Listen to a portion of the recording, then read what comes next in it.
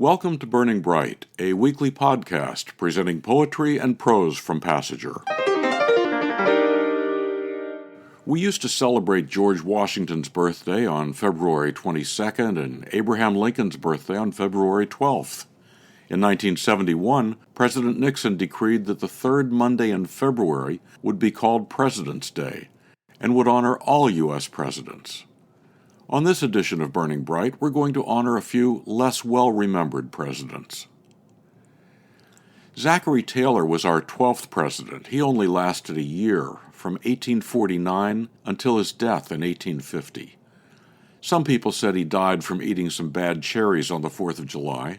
Others say he died from cholera. Here's a poem from Passager issue 54 by Rossme Taylor, Half Thought. I half woke this morning feeling that some vast mouth was criticizing me, disapproving, unsatisfied, disappointed, and I wanted to shut it, to be rid of the noise. The vast mouth was on the floor, and I brought a big towel to spread over it. I wondered if it was death, and so I thought about death.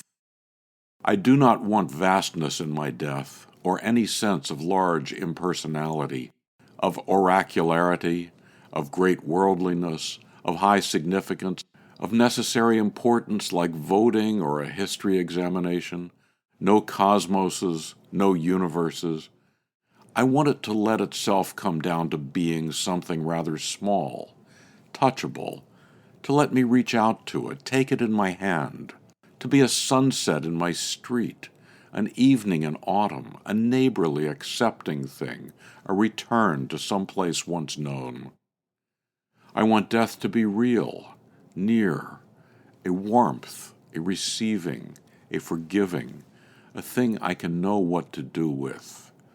I want it to be me. I half found it, I think, this morning in my half-waking. But it said its name was life. Rossme Taylor's poem, Half Thought. If it sounded like a dream, it was. She said she woke up, wrote her dream, and just went on writing. Our 15th president was James Buchanan, 1857 to 1861, just before Lincoln and the Civil War. And like Lincoln, Buchanan was also born in a log cabin, but his was in Pennsylvania.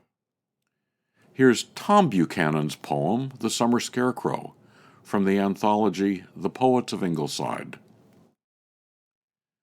Opening up the cabin had its rituals to which I religiously adhered.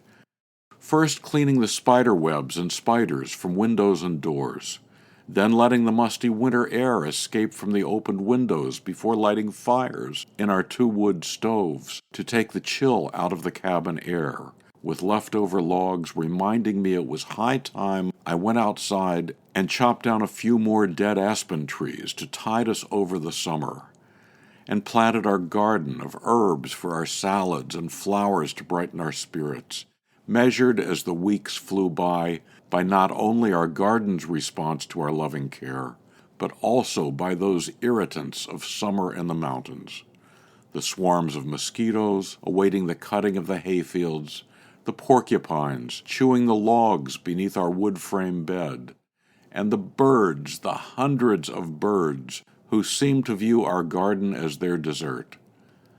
It was then when I remembered that the pile of rags in a corner of the barn had, like everything, a purpose. They were the clothes for my annual scarecrow to frighten off the birds.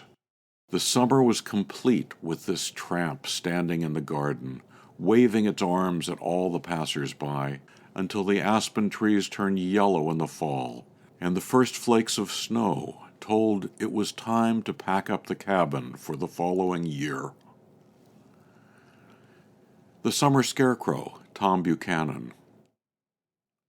Our 17th president, Andrew Johnson, took over in 1865 after Lincoln was assassinated and served until 1869.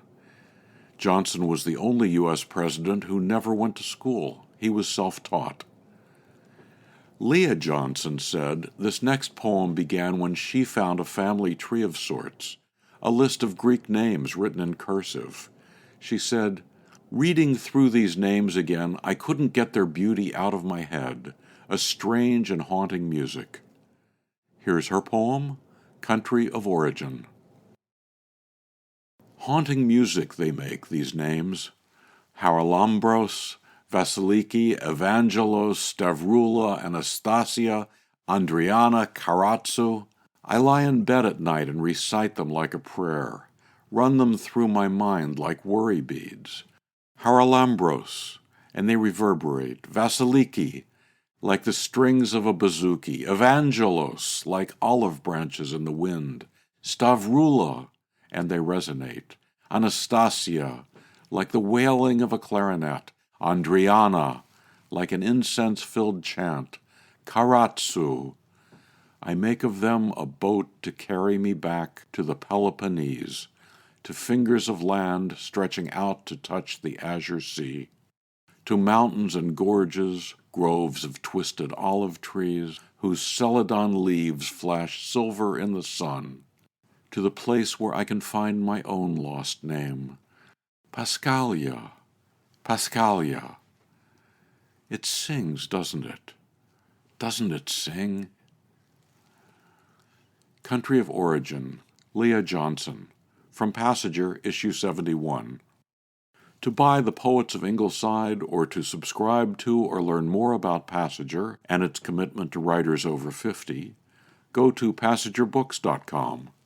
You can download Burning Bright from Spotify, Apple and Google Podcasts, Audible, and a host of other podcast apps. For Kendra, Mary, Christine, Roseanne, and the rest of the Passenger staff, I'm John Shore.